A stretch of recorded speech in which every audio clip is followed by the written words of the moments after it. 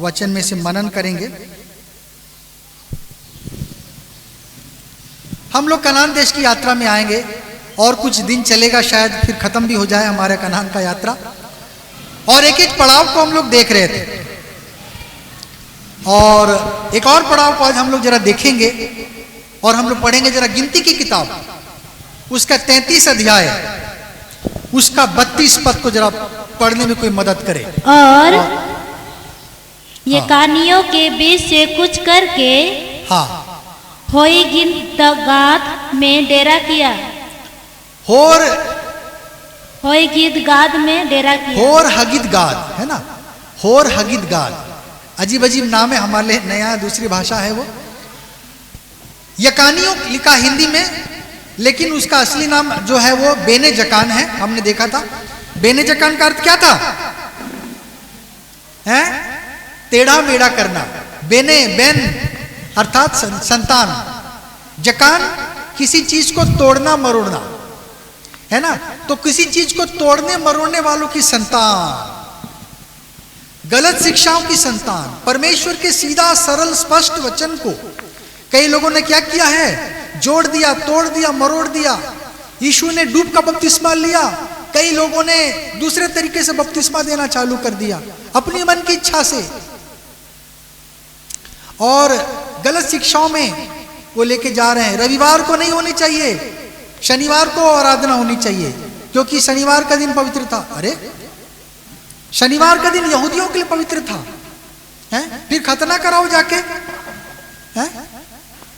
और सारी तरह की जो तो पुराने नियम में भेड़ बकरियों को भी बलिदान चढ़ाते, तो भेड़ बकरियों का बलिदान चढ़ाइए आप। फिर आप नहीं समझ रहे हैं व्यवस्था की बातों को, तो वही सब करिए फिर। तो इस प्रकार से बहुत शिक्षाओं से हमें सावधान रहना है। हम पहुंचे हैं होर हगिदगाद में। होर हगिदगाद का क्या मतलब है,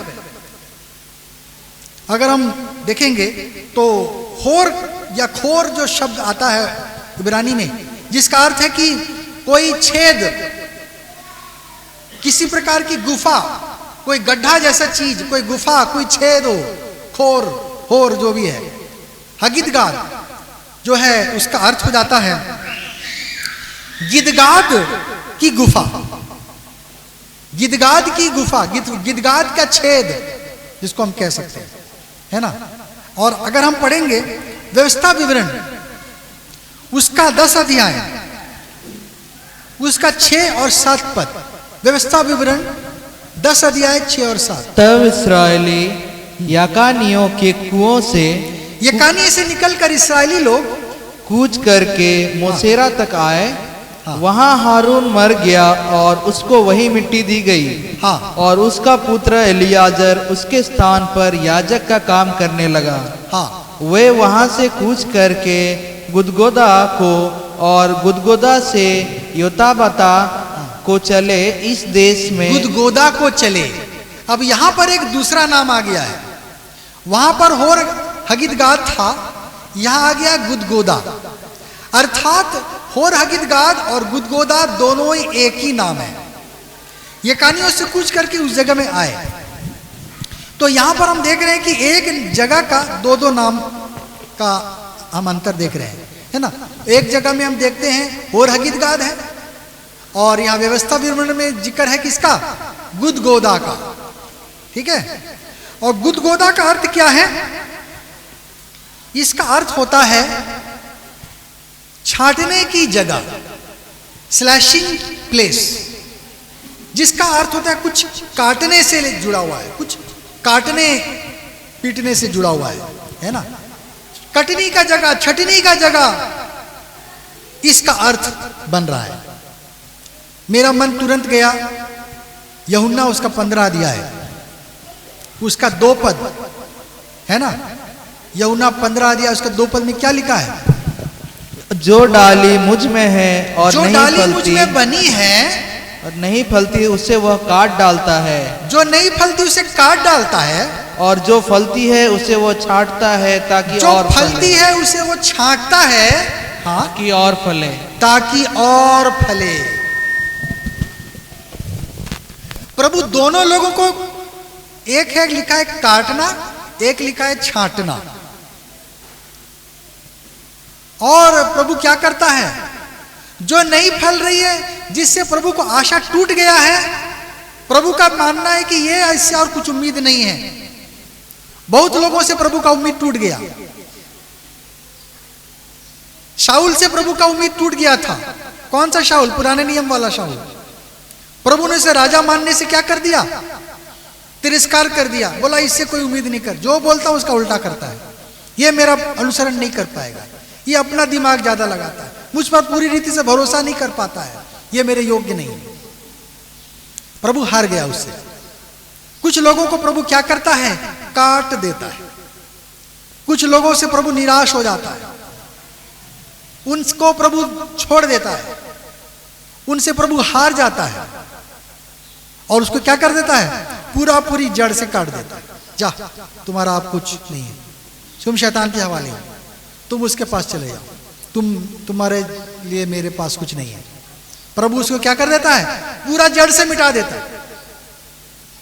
लेकिन दूसरे को, जिसको लग रहा है कि नहीं ये बचा हुआ, ये और फल सकता है, उसको क्या करता है? प्रभु छांट देता है। इंग्लिश में बोलते हैं प्रूनिंग, जस्ट थोड़ा सा ऊपर में, तो क्या होता है? फिर से नया उसमें पत्ता आ जाता है। वो जो डाली है फिर से बढ़ने लग जाता है, फिर से तरक्की कर जाता है, खिल जाता है वो। तो हम देखते हैं कि ये गुदगुदा जगह का जगह, ये होर हगिदगाद का जगह एक ऐसा जगह है जहां पर छटनी और कटनी का जगह हम मान सकते हैं, क्योंकि इसका अर्थ कुछ ऐसा ही निकल रहा है ना।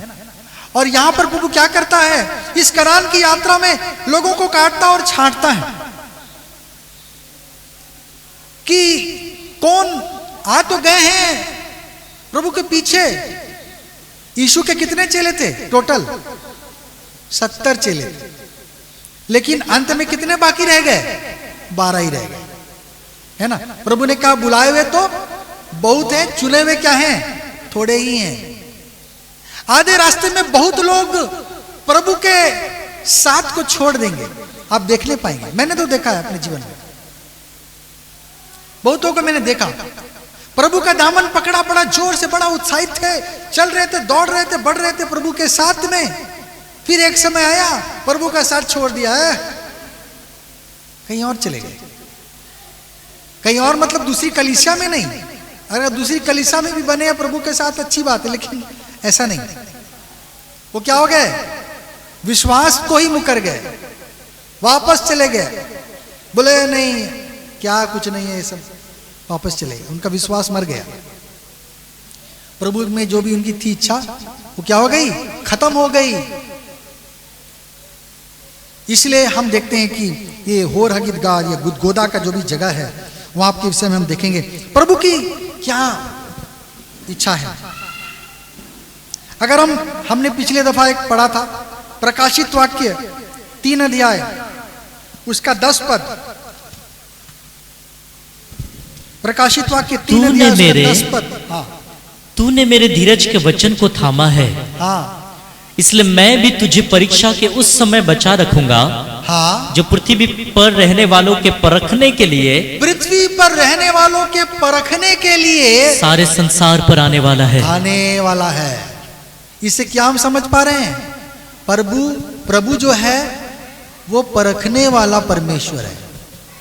परमेश्वर क्या है? परख रहा है, हर मनुष्य को परख रहा है, जांच रहा है। परमेश्वर के पास हम आ गए, प्रभु हमें आशीष देना चाहता है, लेकिन आशीष देने के पहले, पदोन्नति देने के पहले, बढ़ाने के पहले हमें परख कर देखता है कि हमारे मन में क्या है, हमारे विचार क्या है, हम प्रभु के साथ कैसा लगाव है, हम प्रभु पर कितना भरोसा करते हैं, हम प्रभु का कितना अनुसरण कर सकते हैं, हम प्रभु को कितना प्यार करते हैं। प्रभु क्या करता है? परख कर देखता रहता है ना। परमेश्वर क्या करता है? परखने वाला परमेश्वर है। उसने परखा लोगों को। जरा हम देखेंगे, इस गुदगुदा में आएंगे और इस कनान की यात्रा में परमेश्वर हमको अलग जगह में परख रहा है। यदि हम प्रभु के मापदंड में खरे ना उतरे तो हो सकता है प्रभु हमें जड़ से भी काट, हो सके प्रभु हमें जड़ से काट डाले। प्रभु के पीछे चलना आसान बात नहीं है। प्रभु के पीछे चलना आसान नहीं है ना। प्रभु के लिए सब कुछ देना होगा। जिन्होंने प्रभु के पीछे चला उन्होंने अपना जान भी दे दिया। प्रभु ने जान मांग लिया। हे लोगों को हमारे विश्वास है ना परखा जाएगा। विश्वास परखा जाएगा, आनंद समझो, है ना। विश्वास परखा जाएगा, आनंद समझो। पहला पत्रस 4 अध्याय 12 पद। हे प्रियो, हाँ। जो दुख रूपी अग्नि तुम्हारे परखने के लिए तुम में भड़की है, इससे ये समझकर अचंभा ना करो कि कोई अनोखी बात तुम पर बीत रही है। हाँ, घबरा नहीं जाना। प्रभु हमें बीच बीच में परखेगा। उस परखाव में हमें क्या निकलना है? पास होना है।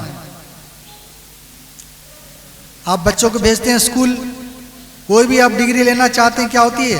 परीक्षा तो होती है, हैं? आप इंजीनियरिंग करना चाहते हो, मैनेजमेंट करना चाहते हो, मेडिकल करना, सबके लिए अलग अलग एग्जाम होता है। एग्जाम देना पड़ता है, उसमें निकलना पड़ता है, रैंक होता है, फिर चुनाव होता है। परमेश्वर भी क्या करता है? हमारी परीक्षा लेने वाला परमेश्वर है। वो हमें परखेगा। हम घबरा ना जाएं। दुख हो सकता है, कई बार दुखों में जाना पड़ सकता है,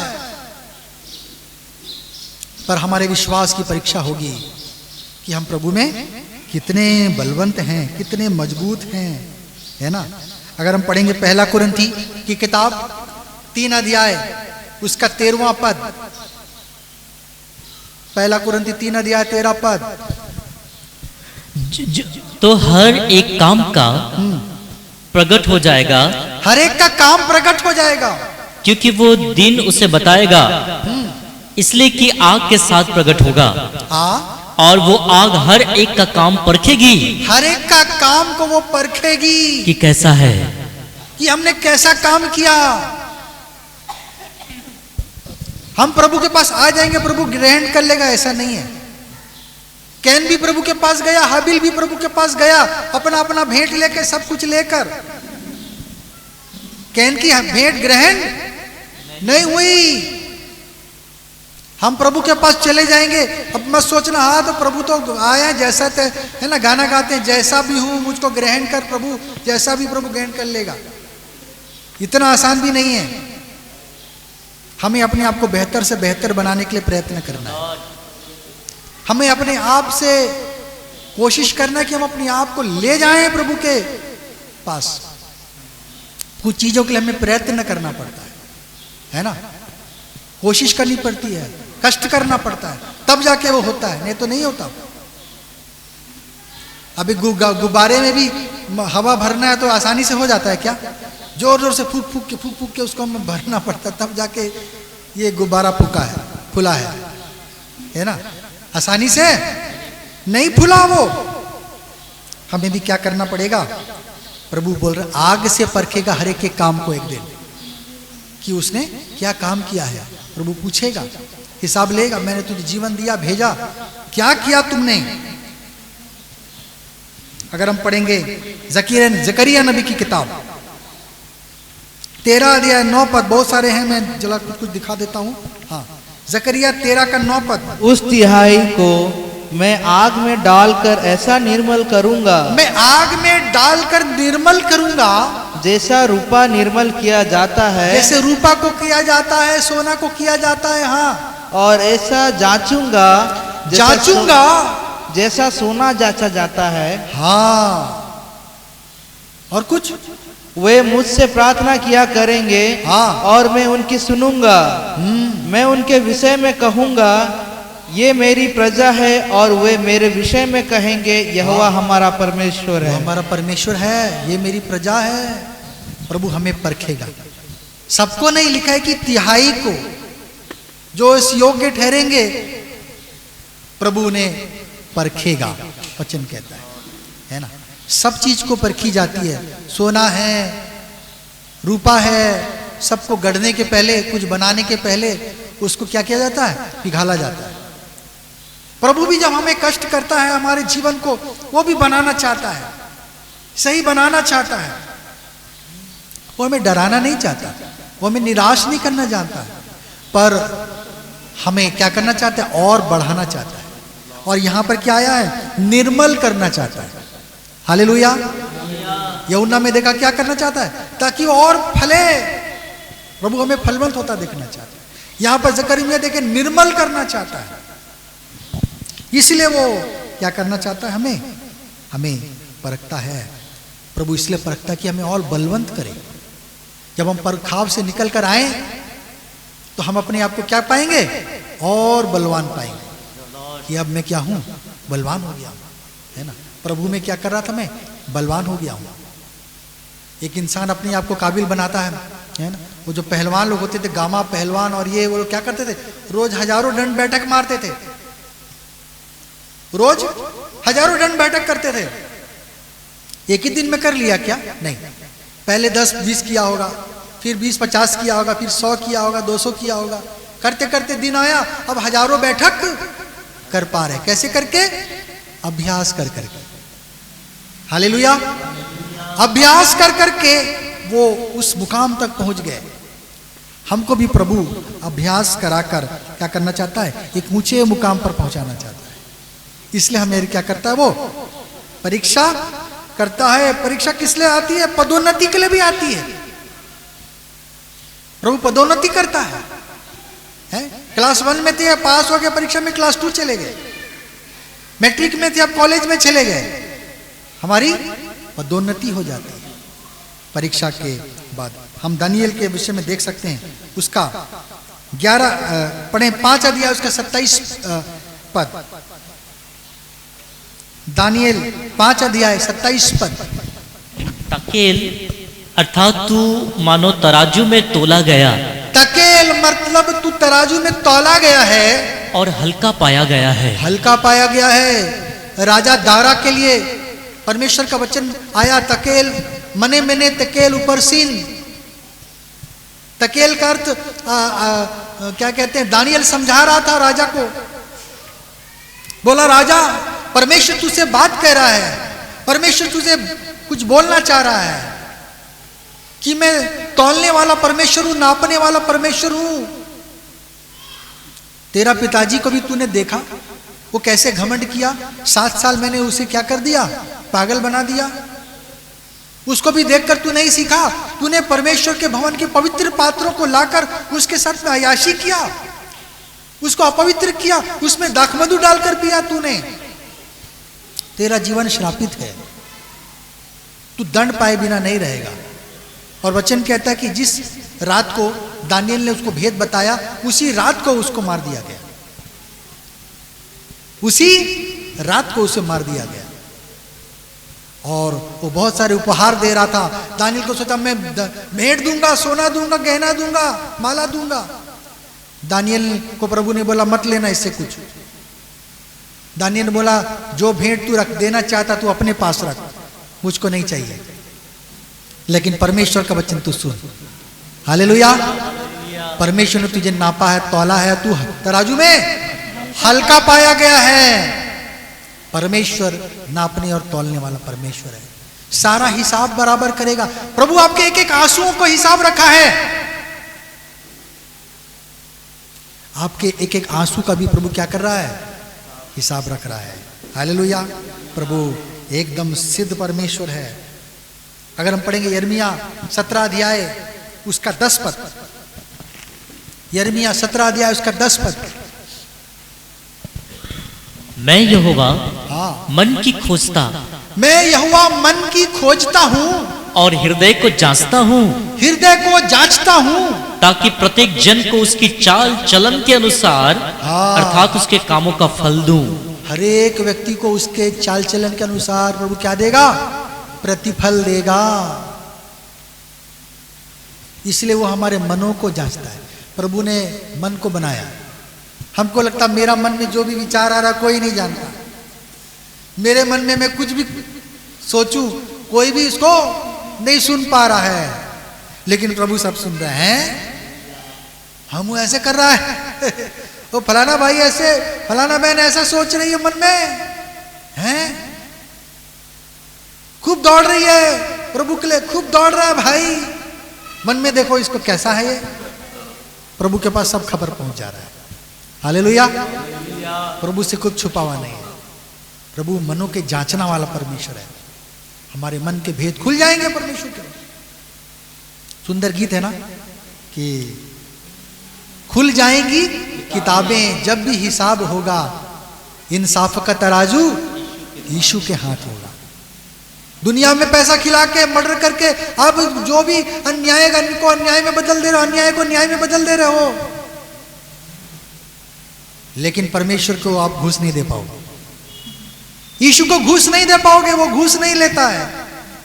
जैसा है वैसा ही हिसाब करेगा वो, है ना। दुनिया के लोगों को आप पैसा देकर चुप करा देते हो, मुंह बंद करा देते हो। यीशु का मुंह बंद नहीं होगा। हालेलुया। वो मन को जांचने वाला परमेश्वर, मन को खोजने वाला परमेश्वर है। शमूएल गया, बोला देख ईशे के घर जाओ, वहां पर मैंने कुछ सोचा है, इसको गुप्त रखा, बताया नहीं नाम, बाद में बताऊंगा करके।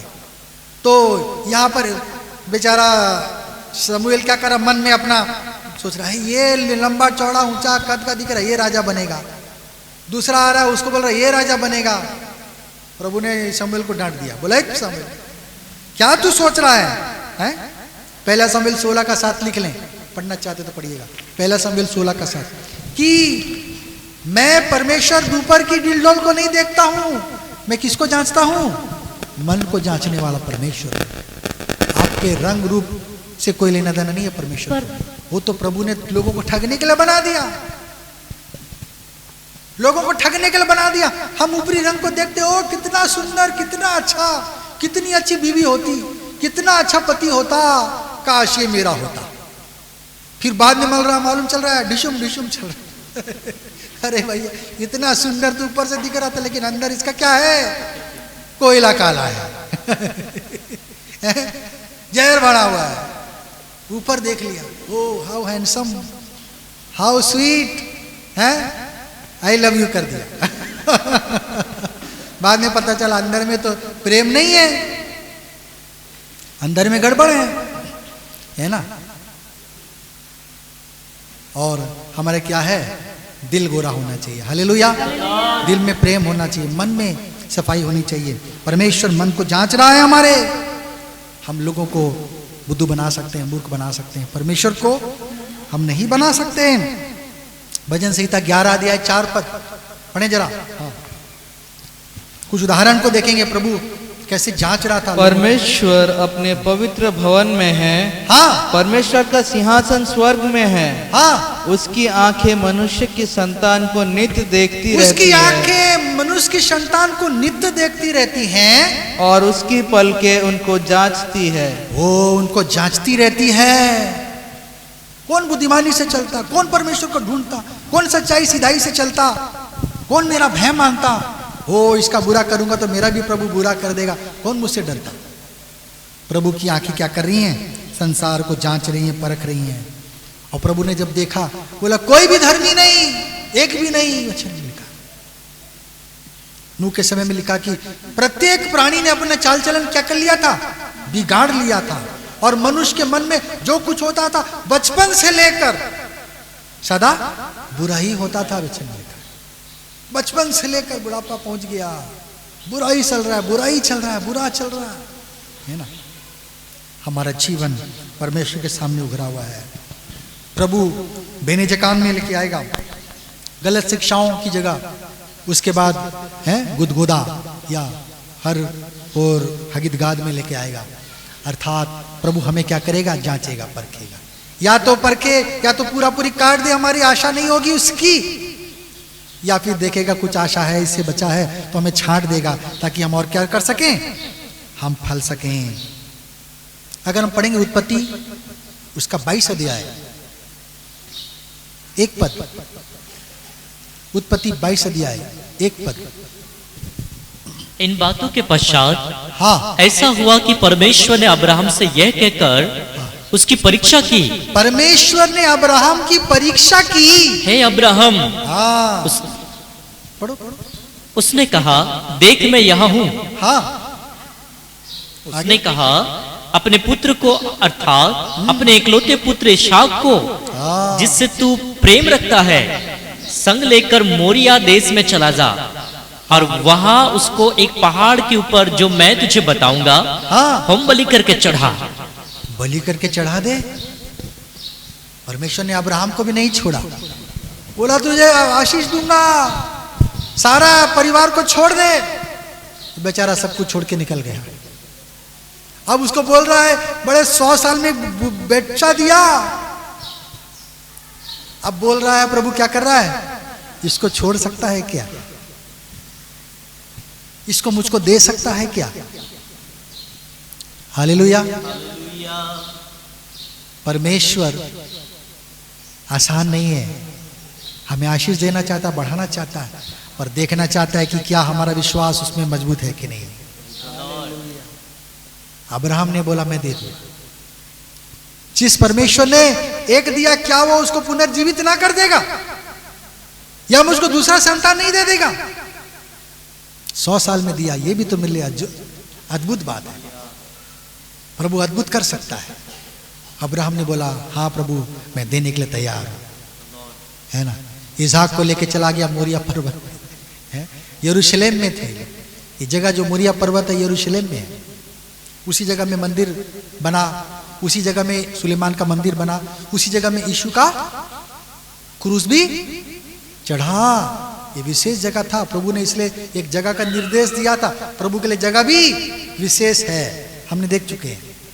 प्रभु जगह विशेष है। और हम देखते हैं कि परमेश्वर ने अब्राहम का भी क्या किया, परीक्षा किया कि ये मेरे ऊपर कितना भरोसा वो करता है। न्यायों की पत्री तो हम जानते ही हैं, पढ़ सकते हैं दोबारा 7 अध्याय 4 पद में। प्रभु ने गिदोन के सिपाहियों को क्या किया, परखा। न्यायी 7:4। फिर यहोवा ने गिदोन से कहा, अब भी लोग अधिक है, उन्हें सोते के पास नीचे ले चल। सोते के पास नीचे ले चल, वहां मैं उन्हें तेरे लिए परखूंगा। मैं इन्हें परखूंगा। और जिसके विषय में मैं तुझसे कहूँ यह तेरे संग चले, वह तो तेरे संग चले। योग्य है उसको ही मैं साथ में लूंगा। प्रभु जय देना चाहता है, प्रभु कुछ नया अद्भुत करना चाहता है, लेकिन क्या करना पड़ेगा, प्रभु परखेगा, है ना। किसी को काट दे, बोला नहीं छोड़ो तुम पीछे रहो, जिसको योग्य लगा प्रभु केवल उसको ही छांट के लेके जाएगा। प्रभु क्या करेगा, बुलाए हुए बहुत हैं, चुने हुए थोड़े ही हैं। क्या हम चुने हुए में हैं? क्या हम चुने हुए में हैं कि या बुलाए हुए में हैं? परमेश्वर परखेगा, उसमें हमें निकलना है सही। निर्गमन 16 अध्याय 4 पद में हम देखते हैं प्रभु ने इस्राएलियों को भी परखा। तब यहोवा ने मूसा से कहा, हाँ देखो मैं तुम लोगों के लिए आकाश से भोजन वस्तु बरसाऊंगा, हाँ, और ये लोग प्रतिदिन बाहर जाकर प्रतिदिन का भोजन इकट्ठा करेंगे। हाँ, इससे मैं उनकी परीक्षा करूंगा, मैं इन्हें परखूंगा कि ये मेरी व्यवस्था पर चलेंगे कि नहीं। मेरे व्यवस्था पर चलेंगे कि नहीं। हो सकता है मैं इन्हें आसमान से दे दूं मन्ना, खाए पिए तृप्त हो जाए, उसके बाद मनमानी करें। कहा गया परमेश्वर, कहा गया उसका प्रतिज्ञा, कहा गया उसका दास आ गया। छोड़ो ना, क्या फर्क पड़ता है। अब तो हमारा पेट भर गया है, अब तो हमें सब कुछ मिल गया है। परमेश्वर ही बड़ा चालाक है, प्रभु जानता है सब कुछ जेड़ दे देगा। एक चीज वो अपने पास बचा के रख लेता है, जब जरूरत पड़े तो उसको क्या करेगा, वो कान मोड़ देगा। एक चीज वो अपने पास रखता है हमेशा। विज्ञान भी इतनी तरक्की कर गई, लेकिन फिर भी सभी बीमारियों का इलाज खोज नहीं पाया। अभी भी लोग मरते हैं। इतना ज्ञान, इतना मेडिसिन। उस दिन तो हम गए थे पापा के साथ, उनका मेडिकल कार्ड रिन्यू करने के लिए लाइन में खड़े थे।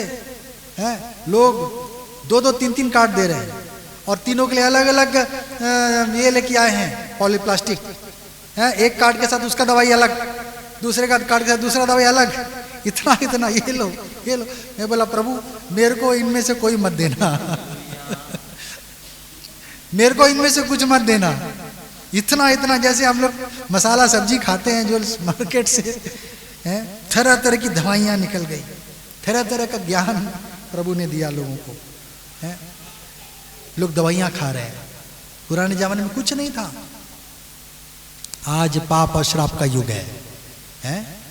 पाप और श्राप का युग है, इसलिए ये सब बातें हो रही हैं। परमेश्वर परख रहा, कई बार हमको फलवंत करके भी परखता, बहुत सारा बहुतायत दे देता, परखता कि देखें इस बहुतायत में कहीं ये डूब जाए और उसके बाद मेरे नाम ना ले, है? प्रभु हमें हर प्रकार से परखता है ना। प्रभु ने एलीशा को भी परखा। अगर हम पढ़ेंगे दूसरा राजा 2 अध्याय, दूसरा राजा 2 अध्याय 1 पद और 2 पद,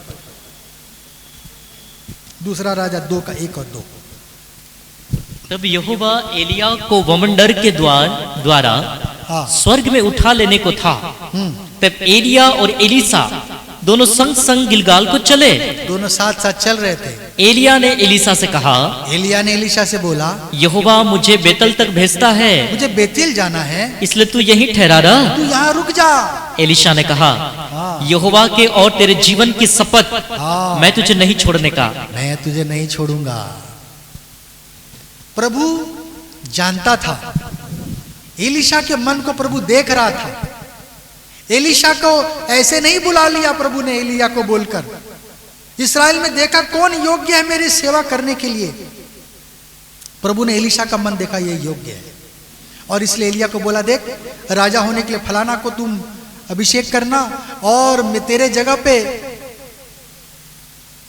भविष्यवक्ता होने के लिए तू क्या करना, एलीशा नाम का व्यक्ति है उसको तू चुन लेना। और प्रभु ने परीक्षा किया किसको, एलीशा को। एलीशा का मन को प्रभु जानता था कि ये क्या मांग रहा है। मैं भी एलीशा तेरा दुगना आत्मा मांगूंगा, अगर मेरे को मांगने को मौका मिले, ये कुछ जाएगा, उठाए जाना है, उसके विषय में जरूर से चर्चा किया होगा, एलिया ने बताया होगा। ये बोला क्या मांगना है, मांग पूछेगा तो मैं क्या मांगूंगा रे, मैं उसका दुगना आत्मा मांगूंगा। हाँ मैं दुगना आत्मा मांगूंगा। प्रभु सुन लिया, बोला ये तो दुगना मांगेगा, बोल रहा है इसके लायक है कि नहीं। प्रभु ने सब परखा, बोला देख तू थक गया होगा एलीशा, अभी रुक जा, मैं थोड़ा बेतेल जाके आ रहा हूं। हाँ प्रभु नहीं, मैं भी तेरे साथ चलूंगा, है थका था जो भी था, लेकिन एलीशा बोला नहीं प्रभु मैं जाऊंगा तेरे साथ। 3 बार क्या किया एलिया ने, उसे परखा। उसने एलिया में नहीं, उसने परमेश्वर ने परखा। 3 बार वो बोला मैं चलूंगा, मैं थका नहीं हूं, मैं है मेरे पास ताकत है, जबकि हो सकता वो थका रहा हो, लेकिन फिर भी वो बोला नहीं मुझको क्या करना है। आशीष को पाने के लिए आप कितने बेसब्र हैं, प्रभु देखना चाहता है। हालेलुया। आप प्रभु से आशीष पाने के लिए कितना उत्तेजित हैं, कितना उत्साहित हैं, कितना दौड़ सकते हैं, कितना कष्ट कर सकते हैं, प्रभु देखेगा, वो झरोका खोल देगा। सुलेमान को भी प्रभु जानता था इसका मन कैसा है, इसलिए प्रभु उसके पास गया और बोला मांग तो क्या चाहता है ना। प्रभु जब देखेगा हमारे मन में अच्छी बातें हैं, प्रभु कहेगा मांग क्या चाहता है, बेटा मांग क्या चाहता है, बेटी मांग क्या चाहती है। जब वो देखेगा कि हमारा मन क्या है प्रभु के लिए, सही है, सच्चा है।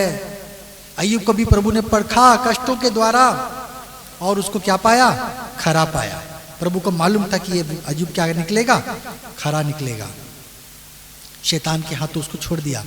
हाँ ठीक है तू उसे परख ले, लेकिन क्या करना, उसके प्राण को मत छूना। शैतान उसे तरह तरह की समस्या में डाल दिया, लेकिन अय्यूब क्या रहा, स्थिर रहा। अगर मत्ती हम पढ़ेंगे 4 अध्याय 1 पद, मत्ती 4 का 1। तब आत्मा यीशु को जंगल में ले गया, आत्मा यीशु को जंगल में ले गया ताकि इब्लिस से उसकी परीक्षा हो। वो यीशु को भी प्रभु ने नहीं छोड़ा। शैतान को लज्जित करने के लिए प्रभु ने क्या किया, यीशु को भी परखाव से होकर गुजारा। यीशु को प्रभु ने ऐसे सस्ते में नहीं छोड़ दिया कि जाओ तेरे को कोई परीक्षा नहीं देना पड़ेगा। यीशु को भी परीक्षा से होकर गुजरना पड़ा। हालेलुया। वो उपवास किया, 40 दिन 40 रात निराहार रहा, और उसके बाद प्रभु के शैतान को भेज दिया, प्रभु ने भेजा उसको, जा इसको परख। अय्यूब के पास शैतान को किसने भेजा था? प्रभु ने भेजा था, जा इसको परख। यीशु के पास भी शैतान को प्रभु ने ही भेजा, प्रभु नहीं भेजता तो शैतान नहीं आता। जा परख के देख इसको, तेरा मानना है कि दुनिया में कोई है नहीं, परमेश्वर का खोजी नहीं है, कुछ नहीं है, कोई सिद्ध नहीं है, इसको खोज, जा परख। और यीशु भी क्या पाया? निर्दोष पाया, उस पे कोई भी गलती शैतान ने नहीं निकाल पाया, है ना। यूहन्ना 6 अध्याय 5 और 6 पद को यदि हम पढ़ेंगे, फिलिप्पुस को भी प्रभु ने परखा। यूहन्ना 6 का 5 और 6 पद। जब यीशु ने अपनी आंखें उठाकर एक बड़ी भीड़ को अपने पास आते देखा, तो फिलिप्पुस से कहा, हम इनके भोजन के लिए कहां से रोटी मोल लाएं? फिलिप्पुस, इनके भोजन के लिए हम कहां से रोटी लाएं? उसने ये बात उसे परखने के लिए कही। यीशु ने ये बात उसे परखने के लिए कही, क्योंकि वो आप जानता था कि वो क्या करेगा। क्योंकि यीशु क्या करना चाह रहे थे? अपने सामर्थ्य को दिखाना चाह रहे थे, अपनी शक्ति को दिखाना चाह रहे थे। इस्राएलियों को भी प्रभु ने परखा, नील नदी के किनारे लेके खड़ा कर दिया, यहां से सेना को भेज दिया। ओ सेना सोच रही अब तो फंस गए, उधर तो नदी है। इस्राएली भी डर गए, बोले अरे प्रभु आगे तो कुछ नहीं, हम मर जाएंगे। मूसा तूने हमें मार डालने के लिए यहां लाया है क्या? कनान देश ले जाएगा बोला था, यहां तो हमारा द एंड हो जाएगा, यहां तो हम समाप्त हो जाएंगे, तू कहां हमें फंसा दिया? मूसा ने बोला खड़े खड़े प्रभु के, ओ चमत्कार को देखो, प्रभु तुम्हारे लिए क्या करने जा रहा है। हालेलुया। परमेश्वर के लोगों के लिए कोई भय नहीं, परमेश्वर के लोगों के लिए कोई डर नहीं। प्रभु हमारे लिए हैं, समुद्र में भी रास्ता खोल देगा, वो सारे कांटों भरे पथ को भी फूलों से भर देगा, है ना। असंभव को भी संभव कर देगा। प्रभु हमें गुदगुदा में लेके आएगा और हकीकत में लेके जाएगा। इसका अर्थ क्या है? काटने और छांटने की जगह हमको प्रभु पर रखेगा और योग्यता ढूंढेगा कि हम लोग प्रभु के योग्य है कि नहीं। Praise the Lord. प्रभु वचन के द्वारा हम सबको आशीष।